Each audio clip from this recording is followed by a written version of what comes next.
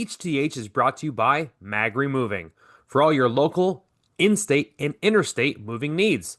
Whether you need help with packing, junk removal, furniture assembly, object-related moving assistance, or even senior-specific moving needs, Magri Moving has your back. Mention this ad by Hattrick Hockey and they'll knock off 10% from your bill. They can't wait to take your call and set up your next move. Call Magri Moving at 519-991-6097. That's 519-991-6097. Get it done with Magri Moving.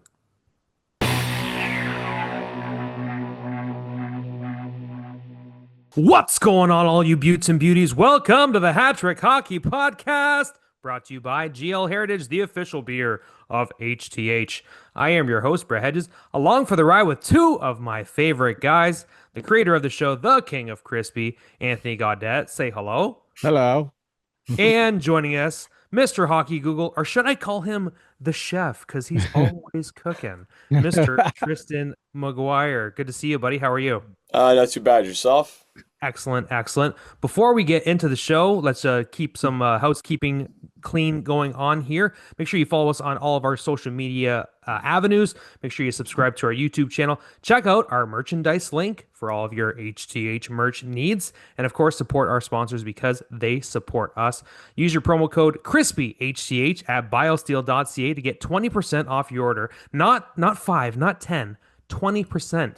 You know, a dollar goes a long way nowadays. You got to stretch your dollar. Make sure you're saving them by using our promo code CRISPYHTH at biosteel.ca. And of course, if you need some hockey tape, socks, any of that stuff, you got Howie's Hockey Tape. You can get our promo code HTH Podcast to get 10% off your order there. And of course, wherever you watch or listen to the show, make sure you give us a review. 5 stars would be fantastic. Mm-hmm. And, on Spotify, you can leave comments and stuff. You can tell us about how you like Tristan's biceps. You can talk to us about how you think Anthony and I are silly or whatever. So, gentlemen, good to see you.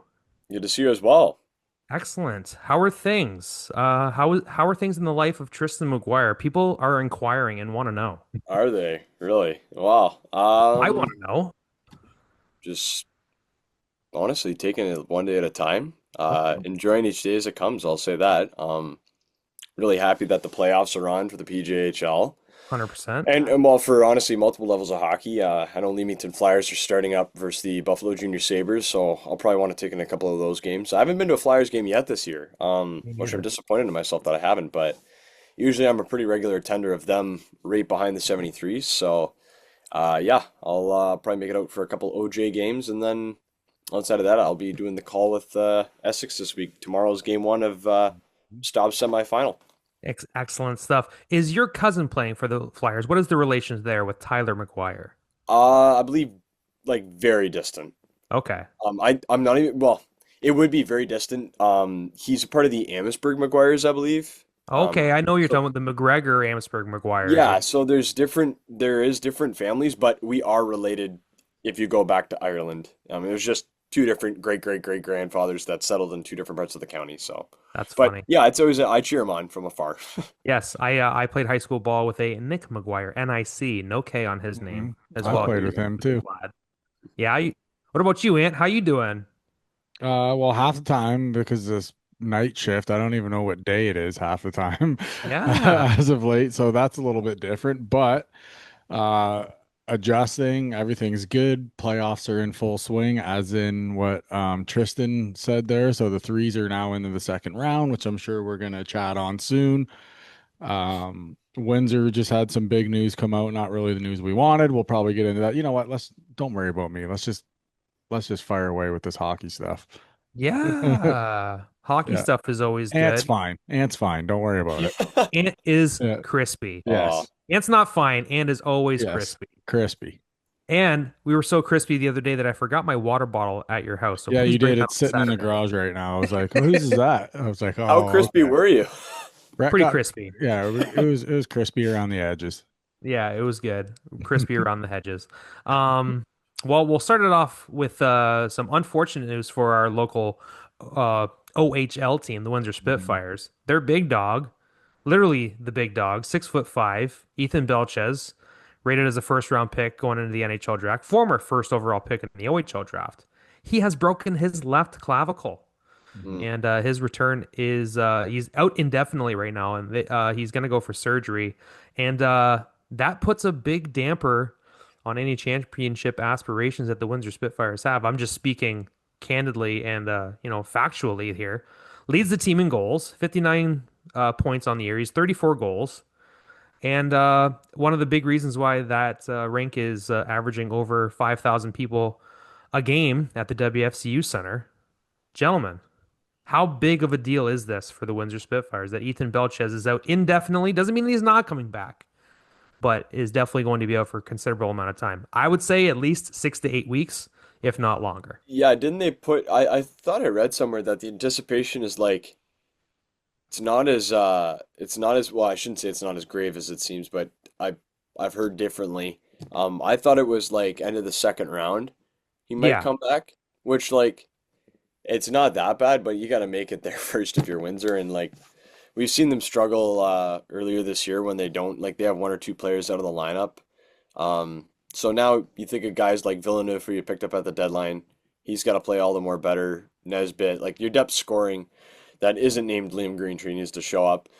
AJ Spelcy has to have better offensive output. Like we always talk about him as like one of the big players on this team, but relatively when you look at his output, he's actually not that impressive compared to the majority of OHL players that are yeah. I his believe only age. 12 goals from him this year.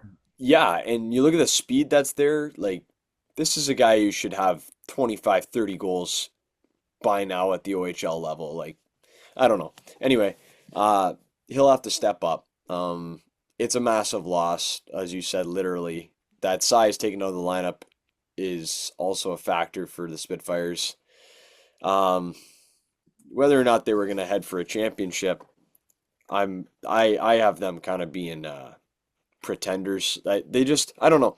Their makeup every year going into the playoffs, I haven't really liked it. Like last year, I jokingly said they're going to get reverse swept, and it actually happened. But Yes, you were quite prescient with that. You mushed them.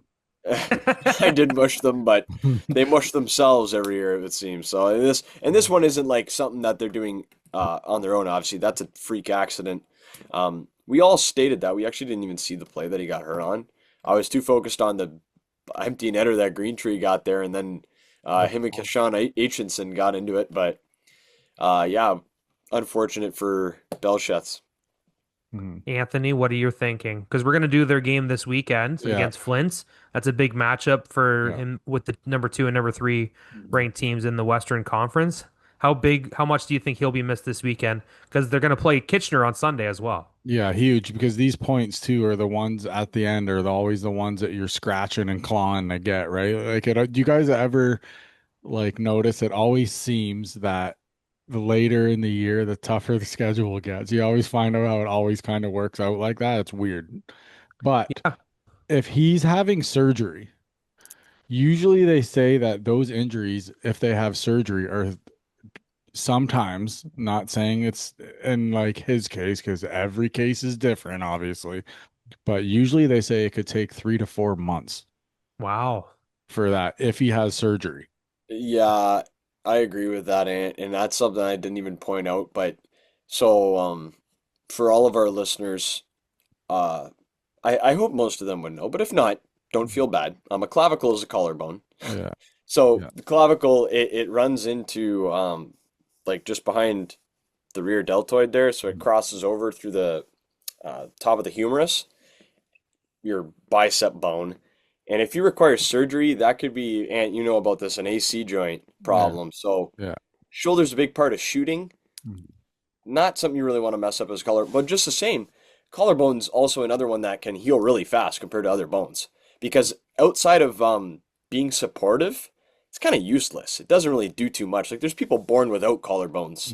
Mhm. It's actually like a genetic mutation to have that, but they live just fine. It's just kind of a lack of a support system here on the front. You know, it holds the top of the rib cage, everything else.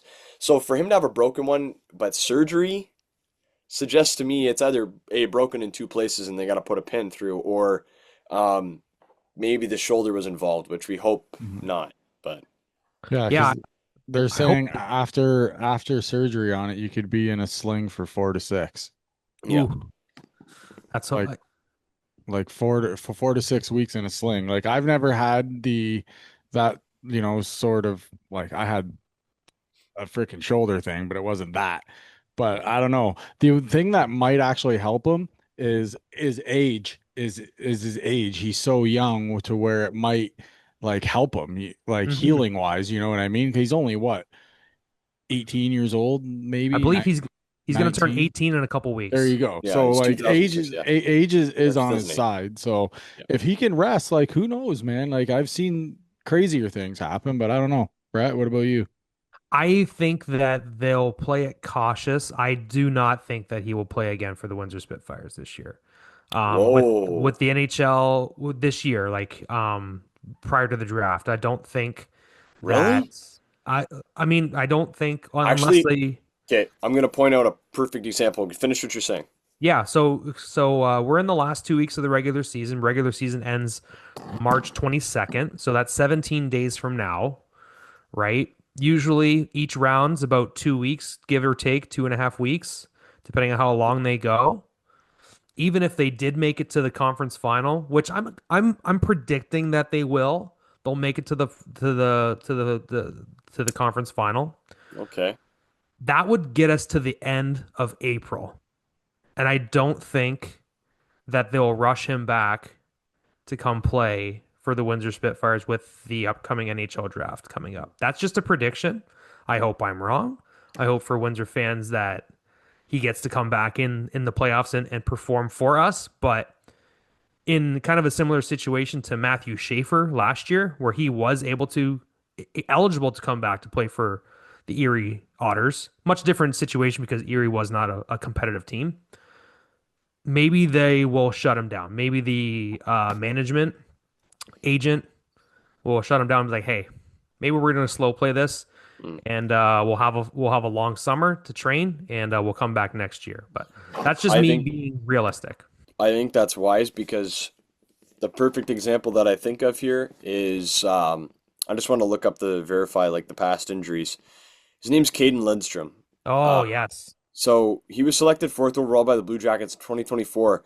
That year, he had suffered a back injury, which they tried to bring him back to showcase for the 2024 draft. And because of rushing that rehabilitation, it made it worse. And then he had to require surgery in the following uh, fall. So, like the fall right after the draft in November. And he was never the same player since. Um, yes, he he actually came has had back. He came back really, for really like low. he came back for the WHL playoffs and the Mem Cup. I remember Yeah, with but but that's what I'm saying. It's the exact same scenario of do we want to try and for a championship and rush this guy? But if let's say same thing, let's say Belchetz goes eighth overall to like a Calgary or something, and then by the way, if I'm right, remember this clip. But yeah, we're dating that right now. Number 8 Calgary. He said it on March 5th, 5:50 p.m. so if that happens though, and you rush him, what happens again if he rebreaks it and now it's, it requires full shoulder surgery and then he never becomes that guy that you see Eric Lindros in him or whatever, right? Like maybe that's a bit of an exaggeration, but you get my drift. Yeah. What Like, about you, big dog? I would rest them. But if we come to think about it, the end of April, he could still be in a sling. Yeah. And in the end of April, I would shut him down personally, just because you're still gonna have him next season. Yeah. So why wouldn't you bring him in healthy next year and just start from scratch at the start of next year? You know what I mean? Like, I don't Yeah. know. mhm. I don't see it worth risking. That's all. I think some other people are going to be in the same vein as that thought as well, and that might be the people that, push the buttons and are the people making phone calls to NHL teams saying, "Yes, no, no, no, no, no, no, he's not going to play. He's going to be Mhm. fine. Mm, He's going to, for June and we're going yeah. to be able to do our combine and we're going to be able to do our testing." And so I think, unfortunately for Windsor Spitfire fans, I think that's what's going to happen. Yeah. Best of luck to Ethan. Yeah. I hope that he heals up quickly for his sake, because no one likes to, because even talking about you, Ant, like initially when you're talking about your broken leg, obviously it's much different. You're Yeah. twice the kid's age, but Yeah. like originally with your leg, they were saying, oh, okay, this many months. And then after that many months, it was like, ooh, never mind. We're gonna Wasn't double even that. close. Yeah. So Just so hopefully, yeah, so everyone knows too, it took me 9 months to heal that leg. Wow. Yeah, I remember So it doesn't even seem that long ago though. Can you believe it's already been a year? it'll be a year on the 30th Yeah. since the day of the injury. I remember it too, because I remember you had that shoulder thing, and I'm like, man, I can't believe he wants to play with that shoulder thing. Like if I was that hurt, I'd not want to play. And then that night, shattered. And it's a dog, that's why. I remember texting Ant that day because the 73s had a game. I was like, hey, like, Yeah. this or someone getting me a ticket or something. Like, hey, do you still have a ticket for me? Or are you going to the game? He's like, no, actually, Brett, I'm in the hospital right now. There was a few four-letter words that he put in there as well, but I'm not Yeah. gonna add those to the show. I was yeah, like, and I oh, was like, I I'm sorry. remember Aunt texted me the same thing, and I went like, or no, I said something to Aunt about like, hey, are you gonna do the live scores or something? And he's like, I'm in a hospital bed, bro. Whoops, I was like, oh, Good Anthony. good times for us here on the show. for Yeah, sure. well, Um, before we move on to some playoff predictions, because a lot of our local teams are going into the playoffs. Ant, do you want to talk about the team that you and I covered? Or of course Tristan covers them too. Yeah. That we finished up their playoff series this past weekend, the NPHL Tilbury Bluebirds. Yeah, sure, we can do that. Uh, that was a fun series. mm, We hyped up the weekend game. Carl Florence came on to talk to us to hype up Game Six, and Game Six was fantastic. But unfortunately for the Tilbury Bluebirds and their fans, they come up on the short side of a 7-5 loss in that one that ends their season.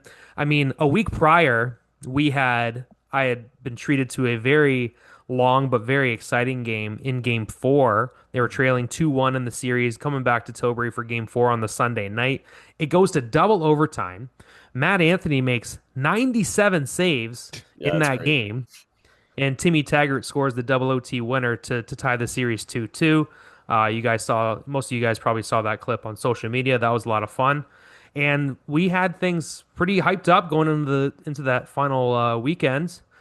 They go to Alvinston on the Friday night. They lose 5-3, and then they come back home and they put up a really good effort against Alvinston. They were down 4-2, came back, tied at 4-4 with two shorthanded goals within like a minute and a half of each other, Yeah. 2 minutes. But unfortunately, they couldn't get any closer. Alvinston goes up 5-4, then 6-4, then 7-4. Andrew McComb makes it 7-5 with about 5 minutes to go, but they don't get any closer than that, and their season comes to an end in Game 6 of the NPHL playoffs in the first round there to Alvinston, who is a very, very, very good team. Yeah. But I thought Tilbury gave them a pretty good run. What are your thoughts, Ant? Because we had a good chat with Joe Yeah. afterwards Yeah. and put together some good ideas for next season.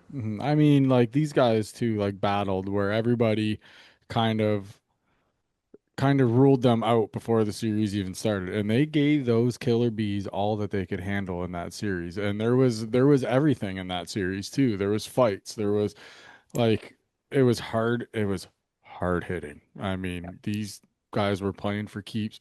There was I'm not from both sides. There was cheap shots. It was just Lots an of all yeah, chirps. it was chirps for fun. It was just an all out war of a Yeah. series. And to go 6 games too is like, and game 5 got a little crazy at the end. Yes. Um, AJ Ryan, I think, got hit, and then next thing you know, Taggart jumps off the bench, and then there's a fight there, and then Durham's fighting all of a sudden, and then just all of a sudden everything was going off at once. But yeah, we did hype it up pretty good for game 6. By the way, the town of Tilbury, way to show up. That place packed house for game 6. So Yeah, 550 fans there. yeah, so that's a nice Yeah, crowd. yeah, I saw that. The stands were jammed. Yeah, stands were packed, so shout out there. Yeah, man, everybody turned up. The boys played good. Like I said, they gave them all that they can handle. There was like suspensions in the series. Like it Yeah. was just I don't know, it was just one of those, it just had everything, man. Like literally It, everything. Overtime games. I don't know, man. Like there that and this fucking Feezy guy.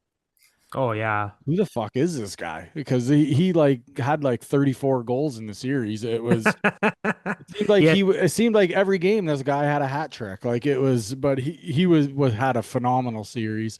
The goalies, every single goalie that played in this series, hats off to them. Like they were 60, 70 shots a night on both sides. It was just, yeah, it was just an incredible series by all. But I don't know. What do you guys think? I thought this series felt just from watching some of it through the stream. I was able to watch game.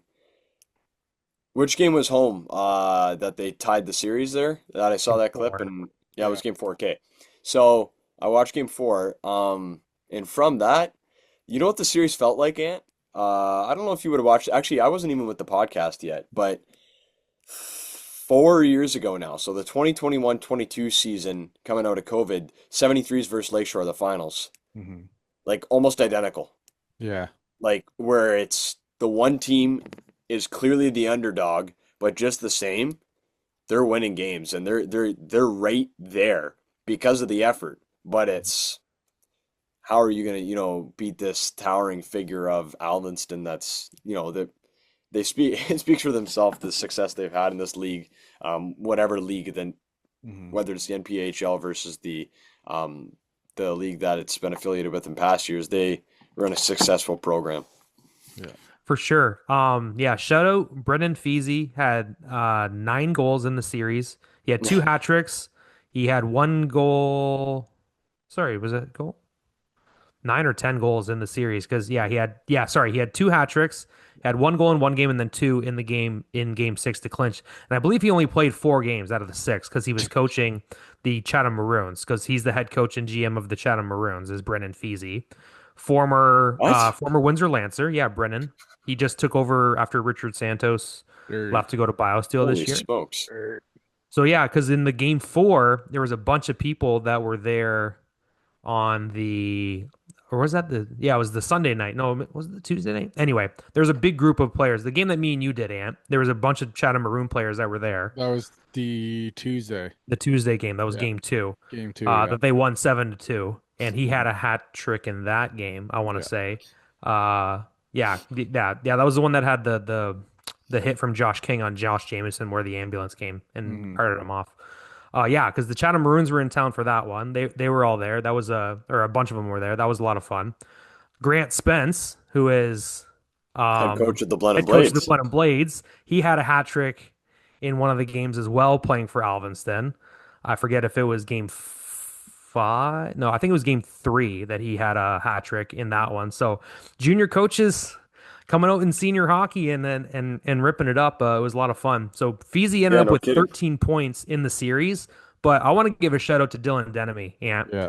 13 points in the series as well.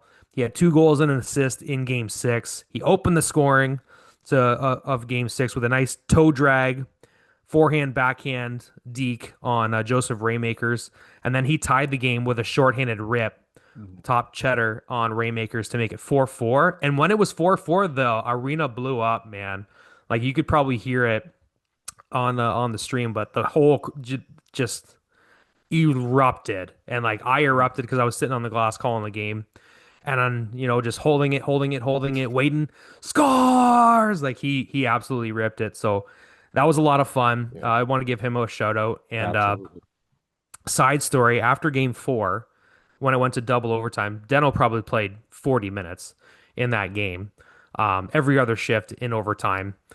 I was sitting in my car clipping the OT winner from Tim Taggart, and I had parked beside him. I didn't know that, and he comes, he taps on the glass. He goes, "Hedgie, how about that game, bud?" And I was like, "Wow, man, like that was incredible." He's like, "I am fucking gassed." And it's like I can imagine, man. Like he's like, I don't think I've ever been this tired in my whole life. And then he like we're saying goodbye, whatever, and he turned on his car and I'm still clipping and doing whatever, and I'm expecting him to pull out and leave. And he just sat in his car for like 10 minutes, just like relaxing and sitting down in the Real. comfort of his car. And I was like, man, if anyone deserves it, it's that guy for the game that he pulled off there. So That's big funny. shout out there. And it was a Sunday night. It's like everyone's got to go to work in the morning. Like Yeah. it was crazy. It's But it's it was funny. fun. You mentioned Feezy, so I'm looking this guy up. He played, so he's a former Chatham Maroon as well. Yep. He had 90 points in 48 games with the Chatham Maroons in 2014-15. I Wow. can see that. That's insane. 2 points per game in Junior B. Yeah, I Because can then see that. he played for the University Yeah, of you as Windsor well. Lancers for 5 years. Yeah, I want to say I'm sorry I don't remember this off the top. I'm pretty sure he won the league scoring title or was up or he led the team in scoring the one He year definitely that they led the went. team, I'm sure of that. But Yeah. I don't think he would ever had the league scoring title. Highest he ever had was 21 points in 27 games. So Okay, maybe he led the team, but he was like one of their top players. I remember that. yeah, Because I cover the team intermittently. I had more in past years. I'd covered the team closely, but in recent years not as much. But I will be covering their series against Toronto Metro this yeah, with past Colton weekend. Smith, Yes, Colton he's Smith and Keegan unreal. McMullen doing great. 20 goals apiece in that league, but that's for later on. But yeah, I just wanted to give a shout out to the Tilbury Bluebirds. They treated us very well. Mhm. Meeting a bunch of the people that were in the organization, that was a lot of fun working with them alongside. And you know what? I'd never been involved with senior hockey before. Like obviously, like my dad and everything growing up, like he was always playing something, but not like this. No. Right. Like, and this is you know what like I had always covered junior and I'd covered university and then there's senior. And I was like, wow, I was really impressed with the talent level that we've got, even just in Southwestern Ontario, and like the passion that our fans have for it Mhm. and the actual market for it, right? Like this is semi-pro, man. Like there is a lot Yep. of guys that cashed a lot of checks either playing this game or coaching it or doing whatever, and they're repping it in this league. So I had a lot of fun covering this team and calling those games. And hey, they give us the call again. Well, I'll definitely don the microphone and do it again next year for Oh sure. yeah, we'll be back. We'll be back, as Yeah. Arnold said. Hmm.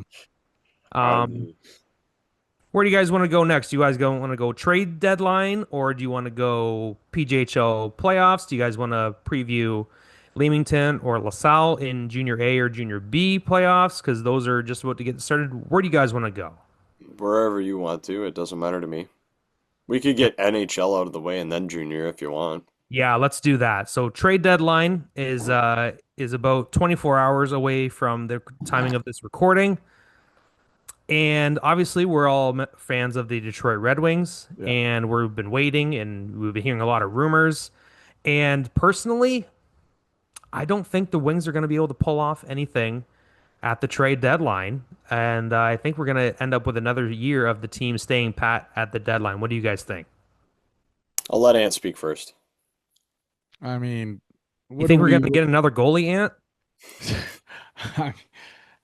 It all depends on the injury to who was it there? Gibson went down, right?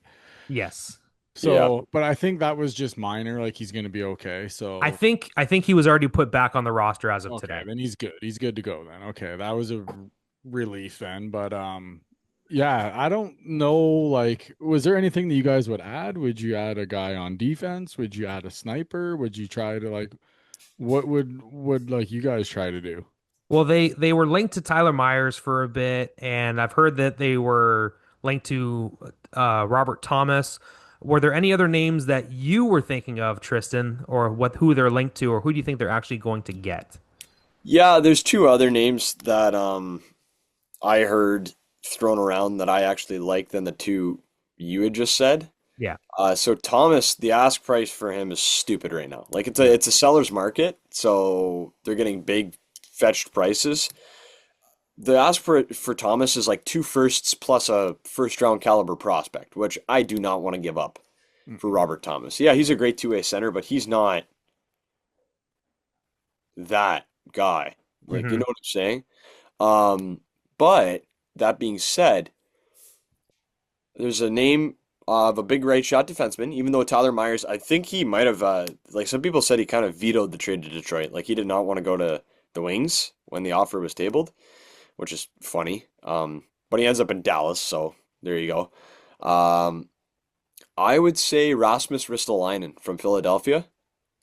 He's a big right shot defenseman, and he's not quite Well, I think they're asking about a first, but I think Stevie can sneak away with a second and maybe a mediocre prospect and gaslight them a bit.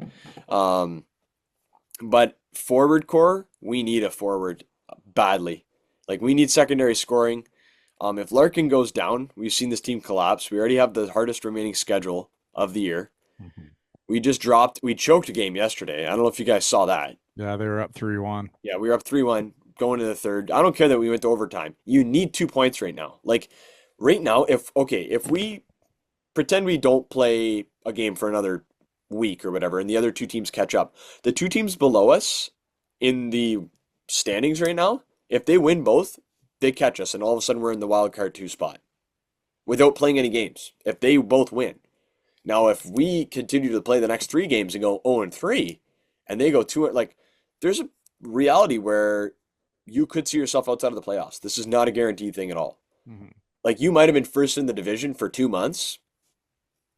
Doesn't matter just because you're playing more games. And we need secondary scoring. So roundabout back to the point I was saying, Elias Pettersson, you need star power right now. You need someone who's going to be like a special player for you, talent. I don't want like, oh, last year we got Craig Smith. No, we don't need to be giving up second round picks for bottom liners. Like this is a year that you need a impact player long term. Pettersson's that guy, whether it means, giving up Danielson, Lombardi, Casper, some kind of a first round caliber prospect or a couple, plus maybe a couple firsts. That's a trade I make. Like I prefer Pettersson over Thomas. Thomas is a more complete player. I think Pettersson would fit into this core well. People are like, oh, well, he's soft. He's a baby. I don't care. Like you can't sit out here and pretend like everyone on the 90s Wings were some kind of, great tough player. They weren't. Like they had their guys who were kind of softer too. Like Slava Kozlov wasn't that tough of a guy. Igor Larionov, they were kind of smaller, but like Pettersson can shoot and score. He's kind of squandered his potential a little bit. Values more in favor of the Wings right now. I think that's a good trade to make. And if you can get him, that increases your like if you can get him early in the day if you're Detroit. So let's say they get him tomorrow morning at 9 a.m. All right. Elias Pettersson going to the Red Wings. The Canucks, and this was the big thing, is they didn't want to retain, but let's say the Canucks retain like 15% of his salary. So he's getting paid $10 million bucks, on this, because I think he gets 11. 11.6. Yeah, okay. So let's say he's getting just like 10.2 million on this Wings roster. You ship out a player like JT Compher in that trade. So you give yourself some cap space. That leaves about like 2 million cap. Then by the end of the day, if you find yourself in a spot where there's this team that's like, hey, we want to move this guy, and you can take it for a bargain, that's when you're like, hey, now you're an attractive market. You just got Elias Pettersson. Now your playoff hopes goes up by 10%. This player might say, yeah, I want to go there. Like Aristolainen, who, let's say the asking price is too high last minute. Stevie Y goes, listen, it's Wallinder in a second or nothing. Like you got no other picks here. You're gonna miss the playoffs again, Danny Briere. I give you a good prospect who's got some hope in a second. Like we can help each other out here, and maybe that's me being an optimist. The first overall pick might go fetch Ristolainen, but I don't know. If I'm the Wings, maybe we do have to stand pat, but I don't feel comfortable doing that with how hostile the East has been. And honestly, maybe we do need another goalie.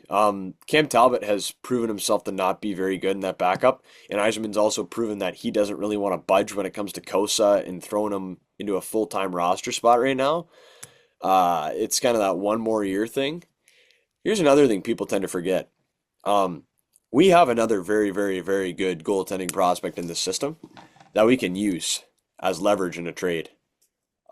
If I think so, hear me out. Okay. The floor is yours. If you're Steve Yzerman and there's some up and coming teams that struggle at the goaltending position, you can levy that in your favor and say, hey, I got the rights to Trey Augustine, Hobie Baker candidate, goaltender of the year 2 years running in the NCAA Big Ten. Like that could fit. Like that's worth 2 firsts right there. That goaltending, like he is the top 3 goaltending prospect in this league right now. Augustine, and you have him and Kosa. Whichever one you decide on. Kosa's signed, he's more proven. I think they're going to stick with him. Do you want to trade Augustine this early? You might as well. And I think that we could see that in a potential big deal for a player, whether it's Pedersen or whether it's Ristolainen. Honestly, Philadelphia, they don't have the greatest prospect system right now for goaltenders. They got Samuel Urson and then like no one, Ivan Fedotov. I think he went back to Russia or he's somewhere else. But if I'm Steve Yzerman, maybe you go say, hey, okay, I'll take Ristolainen, but how about I give you Ristolainen, a first, and a quality replacement D? By the way, we have Eric Gustafson in the minors. People tend to forget that. Who's actually at a pretty good cap hit. So if it's just a roster space that they need to fill with cap, you give them, so let's say it's Gustafson, a first, in Augustine, and maybe another good prospect. You don't really want to get rid of a Mazer or someone, but you might have to. So let's say Lombardi. You trade those pieces, and you say, give me Travis Konechny and give me Rasmus Ristolainen. And now you just added a scoring winger or centerman who can get you 30 points. He plays up and down the lineup. First, second, third line. If Larkin goes down, you still got someone who can drive a line. And you just got a big right shot defenseman to play below Sider and limit Axel Sand and Pelika's minutes even more. So that's the trade for me that I think if Yzerman wants to make a trade, it's going to be something that makes sense for now and the long term. And it's going to be like central to our cup contendency. If you were trying to like maybe just buy yourself, let's say, like, because you said Gibson at times can be shaky when the moments are big, right? So if you're no, looking, I'm saying Talbot. Okay, yeah, sorry, Talbot. But if you're looking to maybe make a move in that to buy yourself a year or two, let's say for Kosa, and you're willing to trade a couple things away or whatever, you want to know who I'm looking at if I'm bringing in somebody in the pipes? I'm looking at the Florida Panthers. And I knew you were going to say that. If it's only for a year or two, though, why not? He's in the end of his deal right now. He makes $10 million. I know, but he's in the last year of his deal, though. If you can say, hey, sign somewhat of a whatever, like he's 37, so what is he really like? It's not like he's a spring fucking chicken.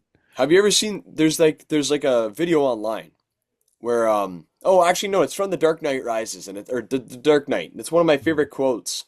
Harvey Dent says it. Becomes Two-Face. You either die a hero or live long enough to see yourself become the villain. That's Ant right now with the goaltending. The goalie that's who wants to go and get here. He's saying we don't need another goalie. Well, I mean, like, let's go get a 38-year-old $10 million. Watch us make a trade for a goalie. I'll laugh. Not one that makes $10 million and is 39. I don't care if he's won a cup. Well, he's like an 80 save percentage. What's that? Oh, yeah, back-to-back cups. My bad. But Florida's poo this year, though. If you put some of the team in front of him, he's part of the reason. I mean, they got a lot of shit going on in Florida. Yeah, they do. They've got a lot of injuries. But they're playing without their best player. mind. But here, Ant. Here's a funny thing. Maybe it's a bad cap for a bad cap deal. Maybe you get yourself out of a bad deal with actually we don't really have Andrew Kopp's kind of holding his own this year, but if you get rid of a Kopp and clear out some cap and maybe a Comfer and maybe you could bring yourself back a player like Carter Verhaeghe or someone who can add scoring up and down your lineup with Bobrovsky. But I like the mentality that you have that there could be something there with a team that I can help you and you can help me. And I think that's what Yzerman likes to do. They call it like a hockey trade. Yeah. That's kind of a stupid term if you ask me. They're all trades in hockey, but whatever. Yeah. So I think our primary target is skill and scoring. We don't need another, he's solid. Look at the advanced metrics. I don't care about advanced metrics. I want, he's point per game right now. You know what I'm saying? Yeah, or potential. Like there's guys out there with potential in their name, like Jordan Kyrou is his name's kind of second place right now in that St. Louis that they're blowing everything up, or even Steven Stamkos in Nashville. And if you were to get a goalie, Ant, that would buy you a couple of years. Well, okay, Saros is signed for like infinity, but I'm just saying there's going to be teams gunning for Saros. So, yeah, should be interesting. Yeah, I'm gonna be losing sleep. At the time of this recording, are there any trades that have happened that surprised you guys or that you don't like, or like because the Nicholas Waugh went earlier today, went to Colorado Yeah, for a first. first, and is it a fifth or is that a seventh? One second, I'll double check that I right think it now. was a fourth. But First and a fourth, yeah. One second. there was someone else who got traded for a second round pick today that I was like, are we nuts? Oh, actually, I wanted to talk about the Colton Parayko trade to Buffalo. He nixed that. He Yeah, he did. did. That's For clear crazy. for clarity, Nicholas Waugh went to Colorado for a 27 conditional first round pick and a 26 conditional fifth round pick. Okay, fifth.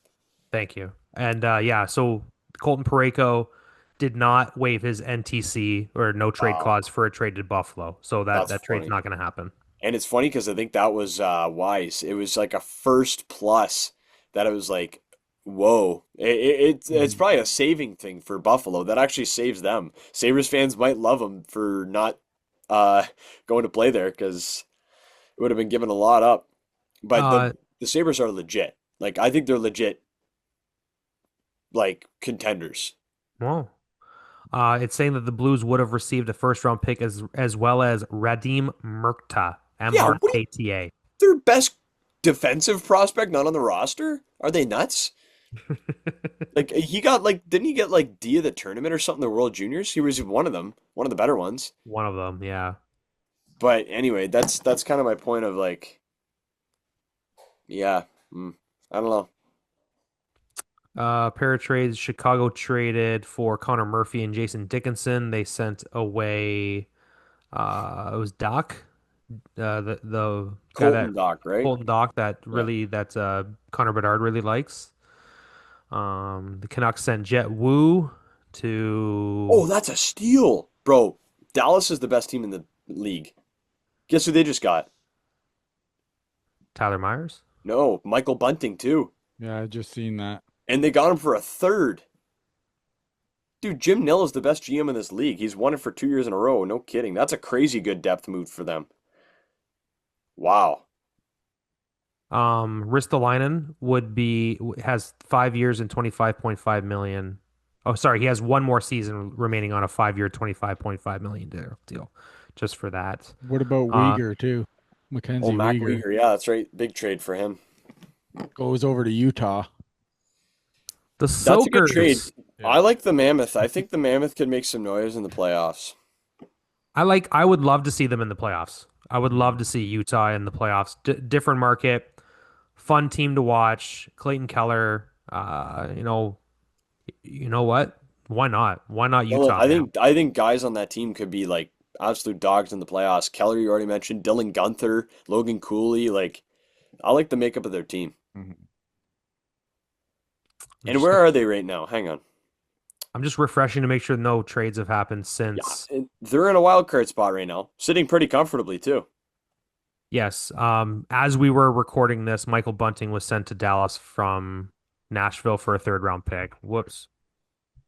Whoops. Dash one for the kid. Um, That's a good trade for Dallas. Big trade, and Stars are just loading up. They haven't even given up any roster players. They just added a 6'8" defenseman on their right side. mhm. And oh yeah, by the way, we'll get a guy who once scored 30 goals. We'll just stick him on our third line. Why not? Like the Stars are a wagon, man. They're gonna win Um, the cup. just a an asterisk for that Toronto trade for the Nick Waugh deal. The 2027 first round draft pick is top 10 protected. 2026 selection will be the lowest of Colorado's three fifth round picks. Also, Bunting never scored 30 goals. I want to correct myself. It was like I think he got like 22 or 23, but he had 60 points one year, so he's Hmm a good player. Nick Dowd goes to Vegas for Jesper Vikman, third round pick and a second round pick. That was earlier today. Manjapan, yeah, that's the Chicago and Edmonton deal. Mackenzie Weegar went to Utah for Oli Mata, Jonathan Castagna, and three second round picks in Oh, 2026. you know what's a good trade? I think it was for was it like a sixth round pick or something? Colorado got Nick Blankenberg Yes, and Blankenberg went to Nashville for a fifth round pick in 27. went to Colorado. says to sorry, yeah, Nick Blankenberg went to Colorado from Yeah, Nashville for a from physical. Nashville. I was gonna say, I'm I'm like, sorry. did he go to? But yeah, Nick Blankenberg, great prospect, great guy. I've spoken to him online. Really nice dude. Um, he's actually a Christian like me, so that's how I like reached out to him and was chatting with him. This guy, criminally underrated, undrafted because he was very short for a defenseman, but a really good offensive defenseman. And you know who he replaces? Samuel Girard. Very similar player. Sam Girard got traded to Pittsburgh about a week and a half ago. So I love that trade for the Avalanche. Yeah, the rich get richer, right? Like Yeah, best team it's in the great league. depth move, and that's going to be a absolute cataclysmic event in the Central Division. Dallas, Colorado again. Can Mikko Rantanen get another third period hat trick and lift his team past the Stars in the second round? We shall see. I'll tell you this though, Utah Mammoth. Who was it that they just got?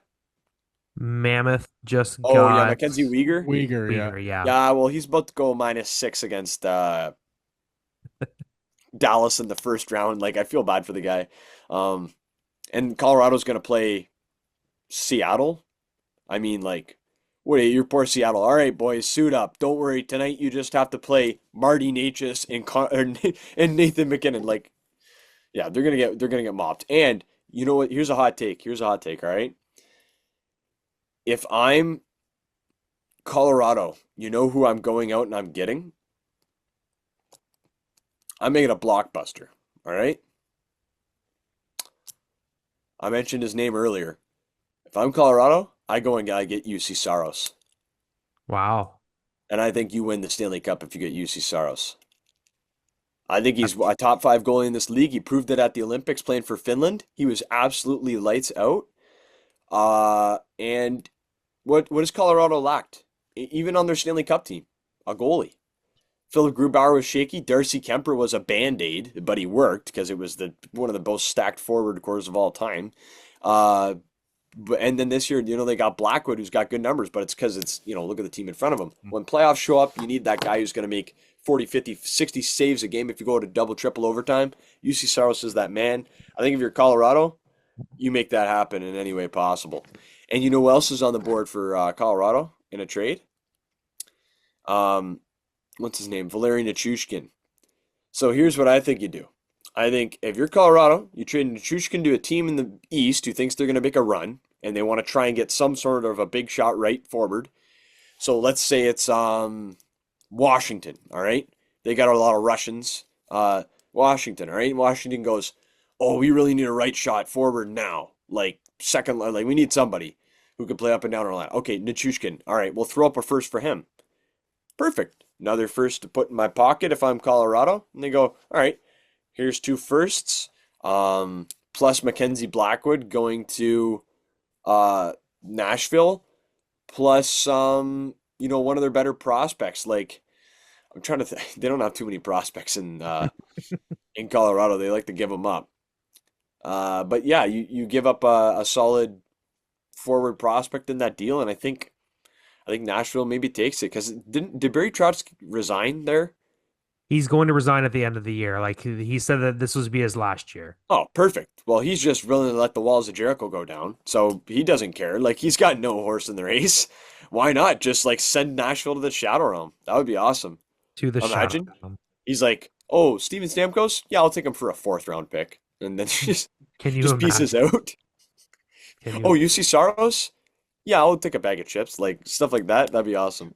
Sounds like me when I was in my fantasy league, just selling off players. Yeah, just give me stuff. Me knowing that I wasn't going to play in that league next year, just going to abandon my team. Yeah, I'm sorry, Yeah, I'm a terrible. I did that to fantasy my buddy. So I'm like the league commissioner, and I'm like second last in fantasy because I've had like ridiculous amounts of injuries this year. So my one player on my team is McKinnon, and I'm like, oh, I'll just give it to my buddy who's already winning the league. I'll give him McKinnon for like some garbage player on his bottom line. So then everyone's Collusion. like, hey, what's going on in this chat? And he's got McDavid and McKinnon, so the team's just a wagon. I would love to have Tristan as my commissioner, and I was like, yeah, go right ahead, man. I'd be getting texts almost every week, be like, "Hey, you can't do that, man. Like this, for the integrity of the league, we got to do this better here." All right, we got to move on to the PJHL because Ant's got to take a nap. Yeah, and dude, don't do the final score thing. Yeah. Um, so yeah, well, like obviously you guys by the time this is out, like the NHL trade deadline will have finished. Hope we see something very big that we get to talk about next time we're on Hmm. the show together. But we'll see what the Detroit Red Wings do. The ball is in Stevie Y's hands, so to speak. Let's see what he does with it. See if he dunks it, knocks down a triple, or if he turns it over. We'll find out soon. It's a windmill dunk. Book it. Stevie's doing something big. All right, Mac McClung windmill dunk. Let's do it. The first round of the PJHL playoffs are done. I think that me and Ant's predictions were pretty spot on. The only prediction that wasn't good was Tristan's pick of Dresden defeating the Lakeshore Canadians in 7 games. Unfortunately, the Lakeshore. Unfortunately for Tristan's pick, Lakeshore wins that one in 4. Hey, but if Uh, Dresden had won 3 more games, it would have been a game 7. You know what? That's fair. And then it's anyone's game. That's fair. But 3 of the 4 rounds are sweeps. So Essex defeated Walpole Island in 4 games straight. It's literally the best team in the PJHL against the team who registered the least amount of points. We figured that was going to be the case there. Good news for Essex is that no one was injured, no one was suspended. That's not true, but Oh, I'm sorry. I apologize. What no, happened? Gavin Gaudet is probably done for the playoffs because of that. But yeah, What happened? uh, pretty lengthy upper body injury. So Okay. yeah, Well, I apologize that I wasn't on top of it no, there. you're good. You're good. Um, you got some APs that I got to play and got to register some goals in that Yeah, game. The Colby. yeah, the scores were 12-2, 11-0, 7-0, and 7-0. And then Essex moves on to the next round. Lakeshore defeated Dresden 4-0 by scores of 4-1, 7-2, 7-1, and 5-4. That was a tight game. The game 4 was a very tight game. In the third period there, Lakeshore scores to go up 5-4 and win that series 4-0. Blenheim defeats Wheatley with a sweep 4-0 with scores of 6-3, 4-1, 4-1, and 9-2 in game 4. And in an upset, if you can call it that, in the first round, the Amherstburg Admirals move on to the Stobbs semifinals for the second year in a row with a 4-2 series win over the Moortown Flags. They won game 1 4-2. They won game 2 4-3 in overtime. Moortown came back in game 3 4-1. In game 4, Amherstburg won 3-2 to take a 3-1 lead. Moortown came back in game 5 with a 5-1 victory to send it to Amherstburg for game 6. And in game 6, Moortown scored with a minute to go to make it 4-4. The website had said the game was over, and I'd already messaged the group chat saying Amherstburg had won. Oh, I watched the game. Oh yeah, I was at the game. Yeah. the website had said it was triple zeros and that Amherstburg had won 4-3. So I was like, oh boys, like Amherstburg won the series. Then comes back and's like, oh, this game's going to overtime, bud. I'm like, oh wait, sorry, but Amherstburg wins in overtime with Rory Hey, Sanderson boys. putting them in the next round. Sorry, interruption. I'm gonna bring on a guest right now, real quick. Oh, let's Big do it. dog coming on to join us here. Here, guys, hold on here. Gee. No Gee. way. What's up, boys? What's up, dog? What is going on? How you guys doing? I was just a long shot too. I seen you online. I'm like, let's reach out to G and see if he'll come on. First of all, G, congratulations, Team USA. Let's go. You got us killing me. We got you guys. Killing me. But hell of a game. So we just kind of wrapped up. We were talking NHL trades. Yeah. Is there anybody that you think that we could see that may shock anybody that you think is going to be playing elsewhere by the end of tomorrow? Oh gosh, I've kind of taken my insider hat off a bit this year and kind of just let the deals come to me. But I don't know if you guys just saw it. Elliot Friedman just posted about Matthew Nyes potentially getting dealt, which that would be incredibly interesting. Yeah, Elliot just posted an article from Sportsnet and basically saying like if any of the big dogs are going, it's him, and that people are asking about him. So I think that's super interesting. Wow. I mean, I think the Robert Thomas stuff, that stuff is where there's smoke, there's fire. But right now, it seems like the prices are just so high. Yeah, it's Like astronomical. like you're hearing like, oh, these two teams are talking, they're getting close, but then the deal's not done because they won't throw in an extra first round pick. Like, I mean, from a Bruins standpoint, I'm obviously a Bruins fan. Like the rumors about Robert Thomas was like Fraser Minton, James Hagen's, and a first round pick. Like I'm not giving that up. That's No. too much. And Yeah. I am an advocate of like, go get proven players. Prospects are only as valuable, as they are as a prospect, right? Right. Like they don't have a ton of value. But yeah, I'm not giving up that much right now for Robert Thomas. No, neither am I. That's insane. James Hagen's too. They'd want yeah, I Yeah, don't like understand why St. Louis is asking that much if they think if they actually want to move Thomas, which it seems like they don't if that's their asking price. But I think Kyrou too is another guy that probably could, because I was talking with Brett about that. He's kind of this taking the back seat because all the Thomas drama, and then I think you could see I Kyrou know. move, right? Yeah, it's like because it's Pareko, Thomas, Binnington are kind of getting a lot of the attention. Even Justin Falk are Yeah, getting the attention, but then it's Kyrou too, and like Kyrou's a guy that if I was St. Louis, I feel like that's more of a tradable guy than Robert Thomas. I would keep Thomas, trade Kyrou. That's nothing against Kyrou. I just don't think it's worked out there. And I think he's a player with immense amount of talent, immense amount of skill. I just think a new start could benefit him. I'd love to see him in Montreal. I think that would be a great addition there because for Montreal sure. needs another second line center. Agreed. And I think, well, he'd fit in perfectly there. The speed, he's still relatively young. I think he's late 20s, right? 29, maybe he's 30 now, but um, that's a player that you want on your roster. He's got enough experience. He's got a cup under his belt. He won with St. Louis in 2019 there. So, Did yeah, he? Was he on that team? he was, but I think he only played like 5 games or something. He might have been either hurt or like a black ace kind of thing. But Yeah. I believe his name is on the cup. Good for him. Good for him. But yeah, I mean, I think the biggest storyline for me is this Colton Parayko. Like I'm watching the Buffalo Pittsburgh take warm-ups here, and I get that Colton Parayko did not want to leave St. Louis. I understand he's supposedly dating like the pizza Don of St. Louis, but I mean, this Buffalo Sabres team, there's just something special about this team right now. Like the way, like, with the Yarmo, Kevin Adams firing him, Yarmo stepping in, the Mhm. big win streak, everything that's been going on off the ice. They're like an easy team to root for right now. Yeah. Like Rasmus Dahlin, like everything that guy has gone through this year. Every single fan in the NHL, if you are a fan of hockey, you should be rooting for Rasmus Dahlin. Yeah. Yeah. So I'm just a little confused why Parayko said no to that deal. I guess he already has his cup, right? Like at the Yeah, end of the that's true. day, like I guess there's other things you have to consider, family, life. A lot of guys love playing in St. Louis, but yeah, I'm a little confused by that one.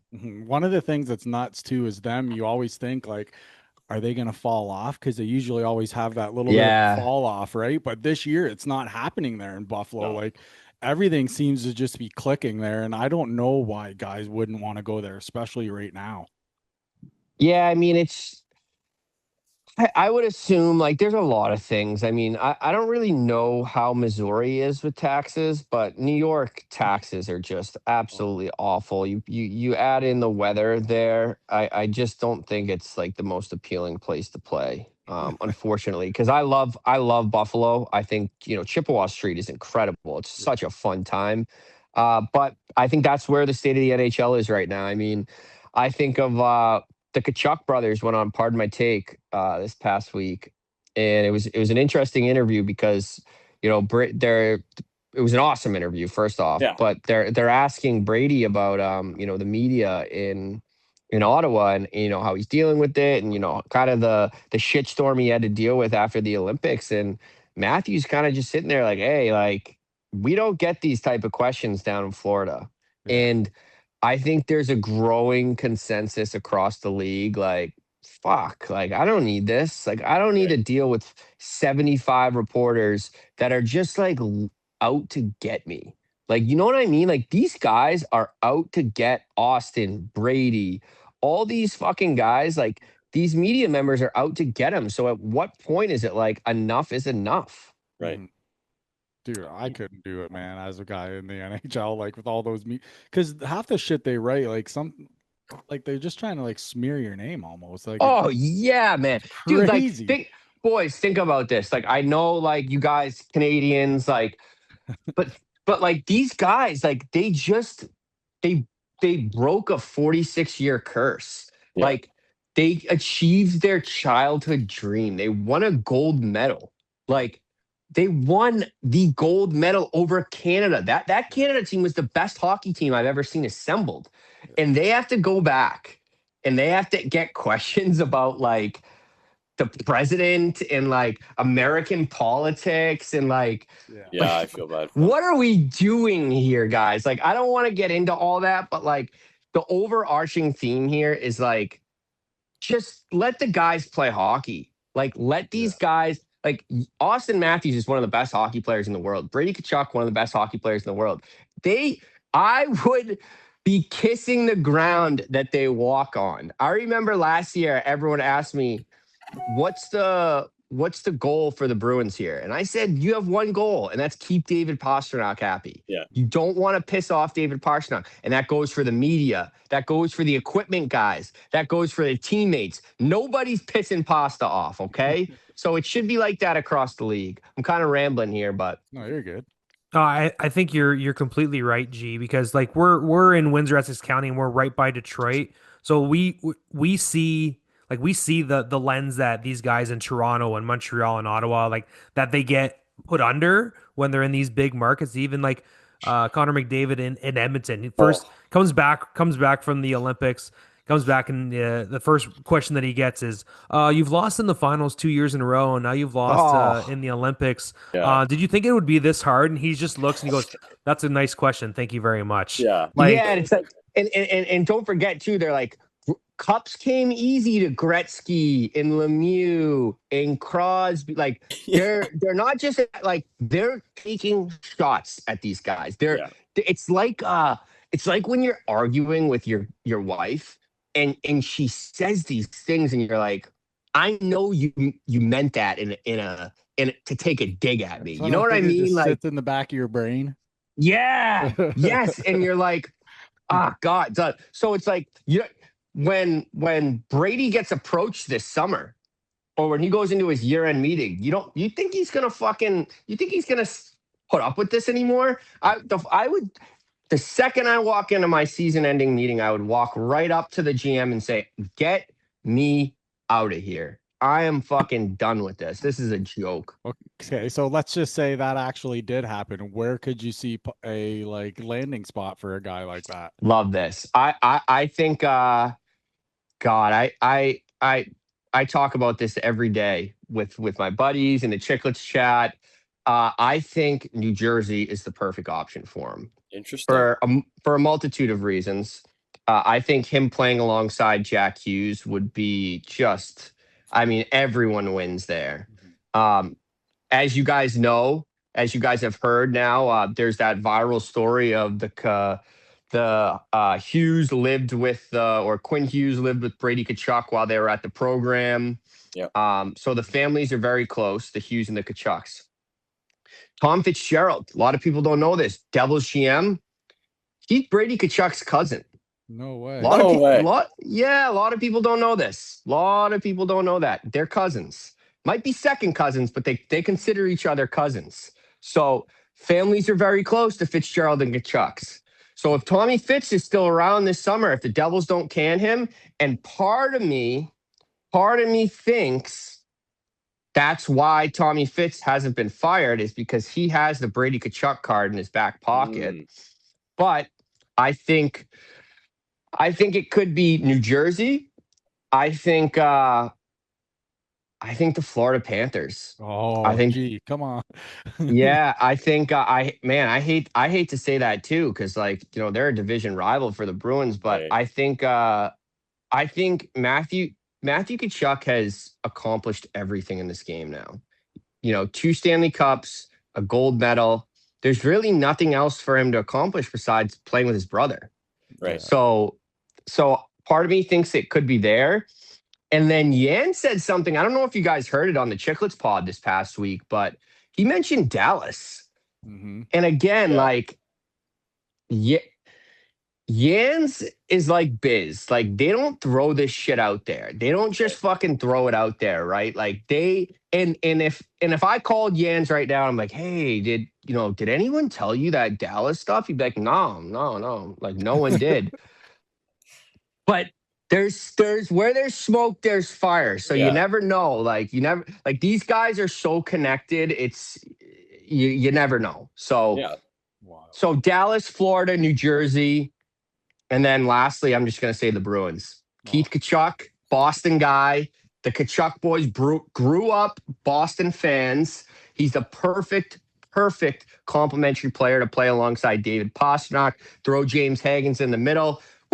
That's a scary line. But yeah, I think those are the 4 right there. Right on. I like that. Especially the Dallas one there. It makes sense that he fits the Jamie Benn archetype when Ben's retiring, right? You get a guy like him right in there. Good American boy, Yeah. lead the team. Dude, and I could see him just like buying into Dallas so much. Like, he'll be showing up in the cowboy hat, like Yeah. sleeveless cowboy boots, like Crushing Budweisers. oh yeah, just really soaking it in. Yeah. I love it. So us being Red Wing guys, can you kind of throw us out any guys on maybe you think that the Red Wings could be in on? I would say I've heard Vincent Trocheck's name thrown around a bit. I've heard it seems like the Robert Thomas stuff is heating up a little bit. I think Robert Thomas would be awesome. I think the thing with the Red Wings is like they got picks, they got prospects. They got everything they need to make a blockbuster trade here. And what they have that I think is so valuable. And I look back at when Florida got Reinhardt from Buffalo, and Devin Levi was a big part of that deal. When he was lighting it up at Northeastern, best college hockey goalie in the country, had one of the best college hockey seasons for a goalie ever. Yeah. And I look at Trey Augustine, Michigan State kid. I know you guys probably don't want to hear that because he's like, the pride and joy of Michigan, but I think, one of these prospects is going to seem very, very enticing to a team. Goalies don't grow on trees.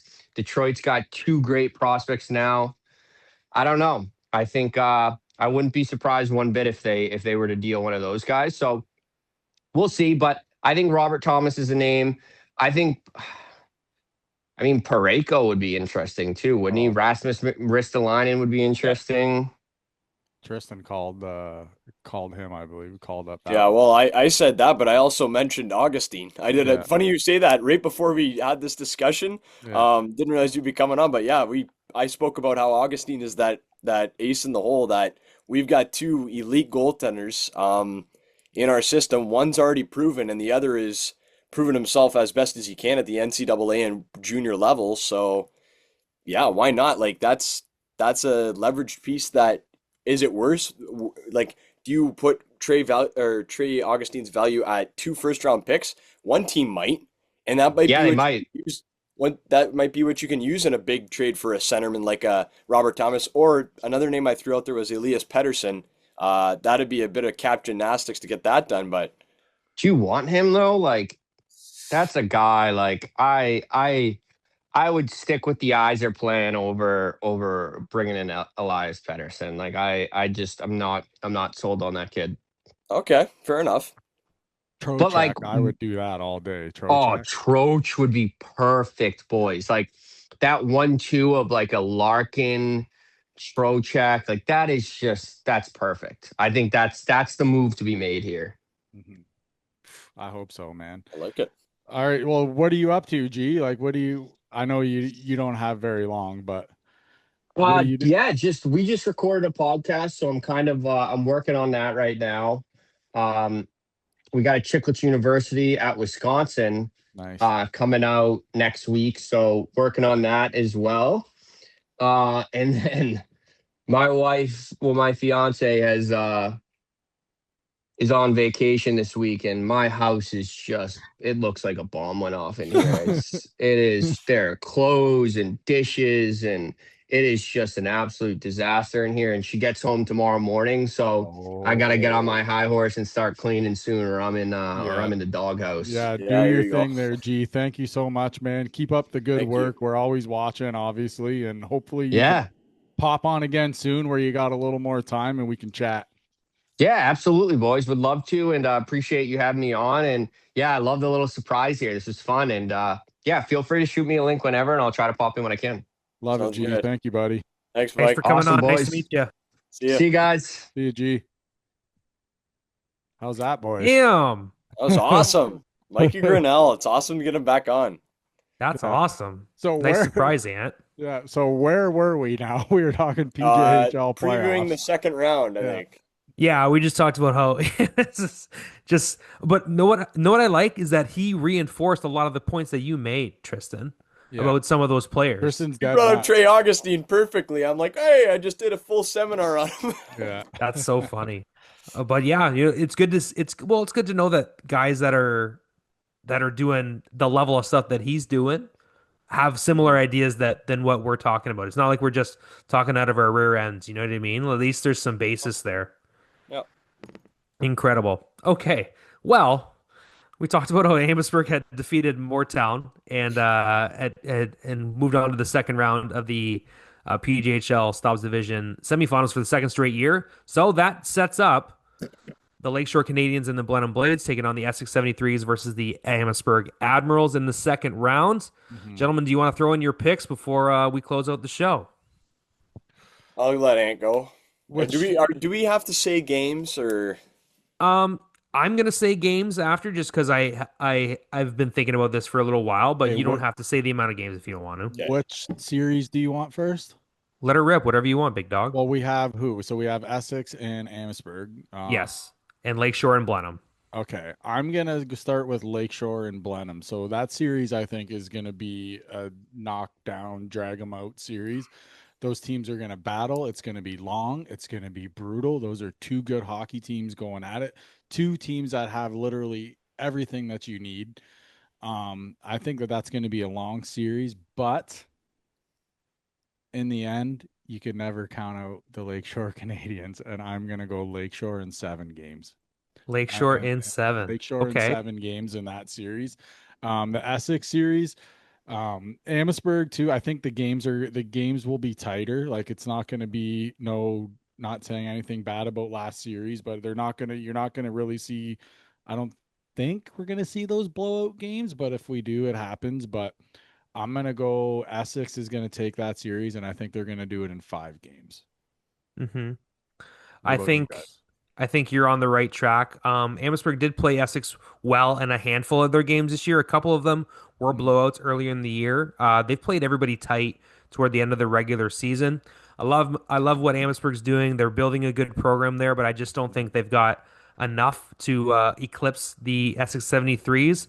I'll give them one. I think they're going to win at least one game in this series, but Essex will take this one in 5, and they'll take it on Friday the 13th on home ice in Amherstburg, though. I do like what I see from the Amherstburg Admirals, and we're going to have a couple of one-goal games, I think. We might even get an overtime game in here, but I do think that Essex is going to win in 5. And the Lakeshore and Blenheim series, I agree that this one's going to go 7 games in it, but I'm going to pick the Blenheim Blades for the upset. In 7 Ooh. games, I think that game 6 or game 7 is going to go to overtime, and Blenheim's going to pick up a big OT win and clinch the series here. So we'll see how it goes. If I'm wrong, I'm wrong, but my pick is the Blenheim Blades in game 7 this year. T? Well, so there is 4 players on. Yeah, 4 players on Blenheim suspended for 2 games. Ooh, Okay. They served one in the game 4 versus the Sharks after the big melee in game 3. Yeah. Yes, I'm sorry, I forgot about that. So Yes. game 1, they're without all those players. The players are Brady Robertson, Tyler Treelout, Blaine Bassick, Ouch. arguably their best defenseman. Yeah. Big. And I'm trying to remember who the last guy was. Actually, I just had it up. Ryan Kronheimer, so another one of their defensemen. So down 2 solid defensemen and one of their top 6 forwards. I think that first game, and it's also being played in Bell River. So the Canadians take that first one. As for the remainder of the series, I think the Lakeshore Canadians have the pedigree. But I think a lot of it is going to come down to which goaltender takes the reins for the Blenheim Blades.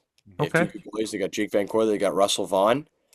I think Russell Vaughn last year, he got hurt. He didn't get a fair shot at playing a full series against Lakeshore with the Addies. I think this year he should.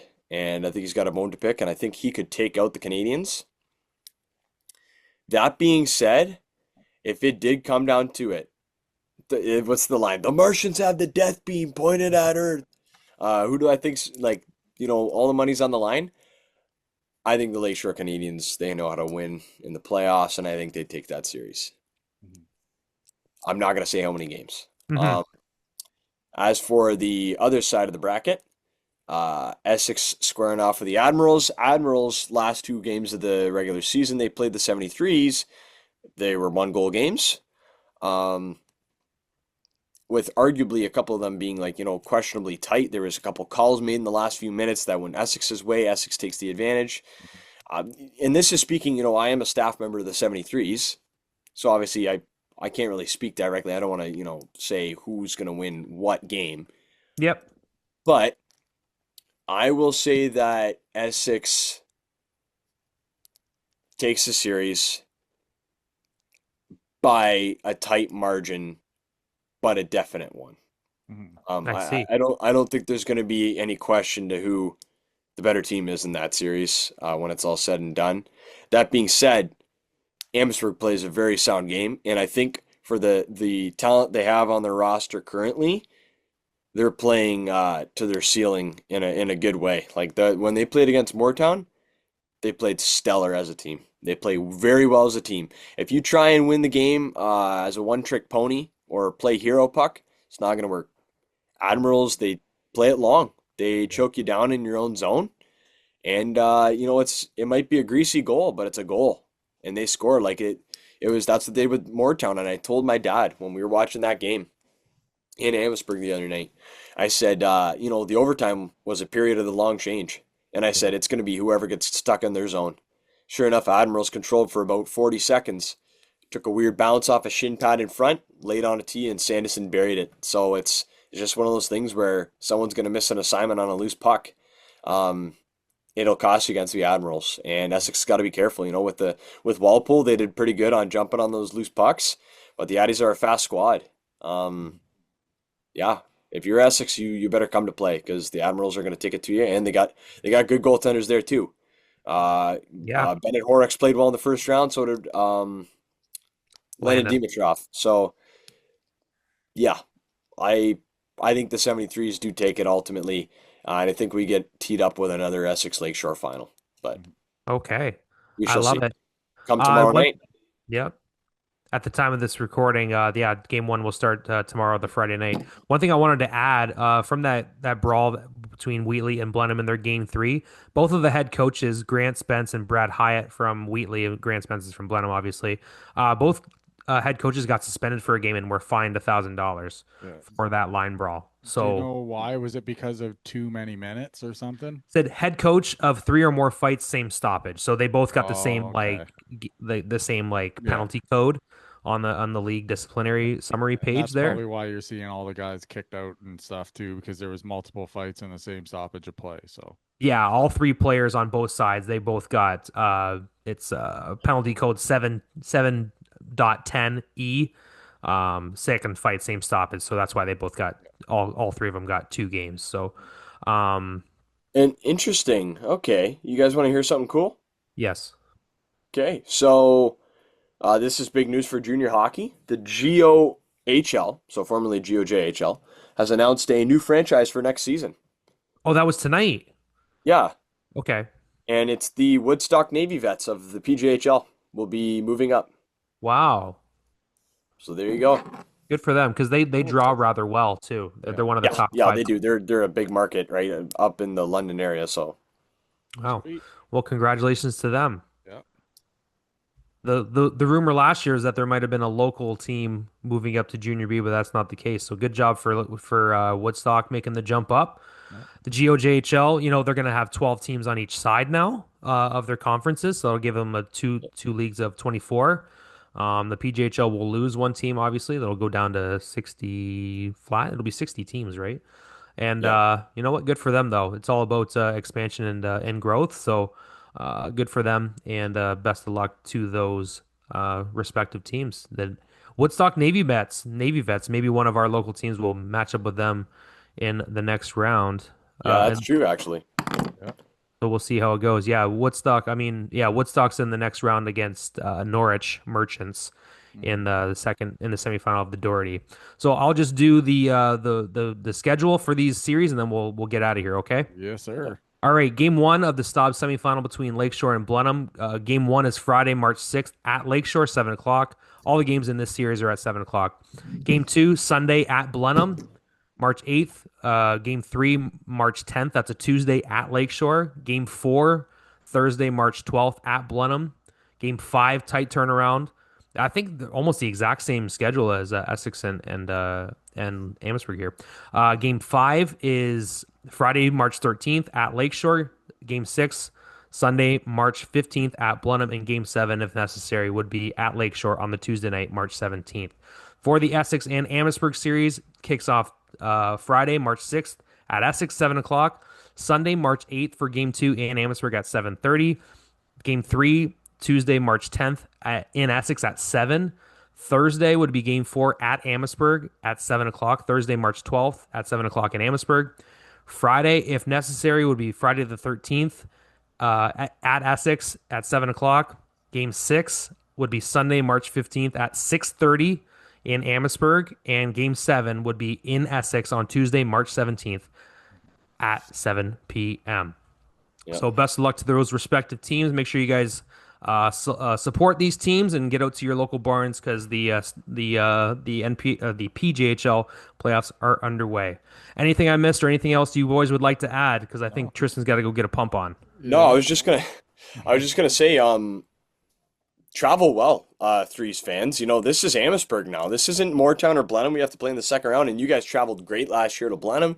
In years past, Moortown. It's a 25-minute drive if you're right in town. So, make it out to the arena and go support the 73s in Amherstburg. Let's pack that rink. It was packed the other night for that Game 6. Probably there's 500 people there, so most I've ever seen in that rink. Yeah, let's travel well, Essex. Perfect. Anything else, Ant? No, let's go, baby. All right. From all of us here at Hat Trick Hockey, thank you for tuning in. Make sure you support these local teams. We'll see you at the rink. We'll see you next time on Hat Trick Hockey. Good night. I've lost my fight with time. My numbers up and up the line. I gaze at the darkness, so empty. Just looking for the light. Shout for help, but no one's there. Need a guiding hand, someone who cares. All alone in the darkness, I've realized for the first time I am scared. If I could do it all again, if I had one more chance, my friend, I would rewrite all my wrongs. I would find where I belong. I got lost along the way. I had so much more to say. If I could